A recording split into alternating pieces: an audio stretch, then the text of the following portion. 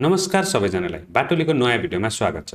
अगाडि चाहिँ हामी हाम्रो आफ्नै रमेश दाइले चाहिँ बाटुलीमा आफ्नो एकाउन्ट कसरी क्रिएट गर्न सक्नुहुन्छ भन्ने कुरा हेऱ्यौँ।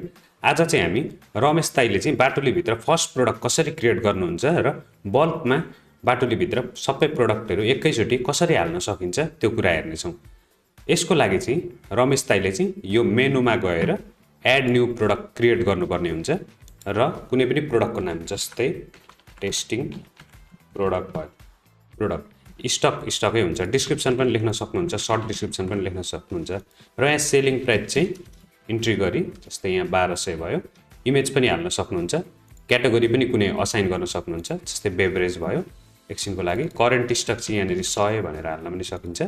अनि यहाँनिर चाहिँ रिअर्डर जस्तै हाम्रो अलर्ट आउनको लागि चाहिँ कतिमा चाहिँ अलर्ट आउने हो, कति स्टक पुगिसकेपछि अर्डर आउने हो भन्नको अलर्ट आउने हो त्यसको लागि चाहिँ यो बनाएको हो।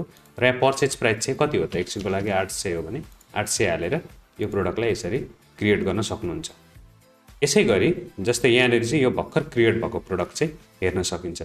जस्तै उहाँले चाहिँ अब एकैचोटि सबै प्रोडक्ट चाहिँ अपलोड गर्नु पर्यो भने चाहिँ यो इम्पोर्ट प्रोडक्ट भन्ने बटन क्लिक गरेर डाउनलोड स्याम्पल फाइल डाउनलोड गरी त्यसलाई चाहिँ आफ्नो एक्सेल या स्प्रेडसिटमा ओपन गर्न सक्नुहुन्छ। त्यो ओपन भइसक्न साथ एउटा यो फर्मेटमा एउटा स्याम्पल ओपन हुन्छ अथवा यहाँ 3-4वटा प्रोडक्ट मात्र हुन्छ। हामीले चाहिँ अलरेडी यहाँनिर हाम्रो सबै प्रोडक्टको नाम, क्याटेगोरी, युनिट अनि करेन्ट स्टक र पर्चेज प्राइस, सेलिङ प्राइस अनि यो एसकेयूहरू इन्ट्री गर्दा पनि हुन्छ, आफै इन्ट्री गर्दा पनि हुन्छ, इन्ट्री नगर्दा पनि हुन्छ र कुनै नोट लेख्नु पर्यो भने त्यो पनि लेख्न सक्नुहुन्छ। यदि हजुरहरूको चाहिँ रिटेल, कपडा, इलेक्ट्रोनिक्स टाइपको पसल छ भने चाहिँ त्यसको चाहिँ आफै बारकोड पनि अटोमेटिक जेनेरेट हुन्छ। जस्तै हामी चाहिँ फेरि हाम्रो बाटुलीमा जाउँ। हामीले चाहिँ अलरेडी सबै प्रोडक्टहरूको यो फर्मेट बनाइवरी डाउनलोड गरेर राखिसकेको छ।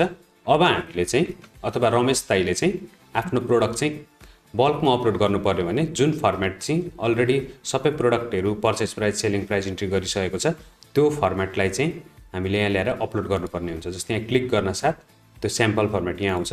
यसलाई क्लिक गरेर अपलोड गरिसकेपछि केही समय पर्खिनु पर्ने हुन्छ र यसलाई सबमिट गर्न साथ product are being process will notify you once it is done भनेर यहाँ माथि लेख्छ र हामीहरूले केही सेकेन्ड पर्खिन साथ यहाँनिर एउटा नोटिफिकेसन आउँछ, प्रोडक्ट इम्पोर्टेड सक्सेसफुल्ली भनेर आउँछ यहाँनिर। यसलाई हामीले रिलोड गऱ्यौँ भने सबै 50वटै प्रोडक्ट र अघि हामीहरूले एउटा सिङ्गल प्रोडक्ट जसरी क्रिएट गरेको थियौँ त्यो प्रोडक्ट चाहिँ यहाँनिर हेर्न सक्नुहुन्छ। जस्तै यहाँनिर सबै प्रोडक्टको purchase price, selling price, purchase price, selling price, purchase price, selling प्राइसहरू, इन्भेन्ट्री वर्थहरू सबै कुरा यहाँनिर हेर्न सकिन्छ। हाम्रो फर्मेटमा चाहिँ कुनै पनि पर्चेज प्राइसहरू नभएको कारणले यहाँ नदेखिएको हो।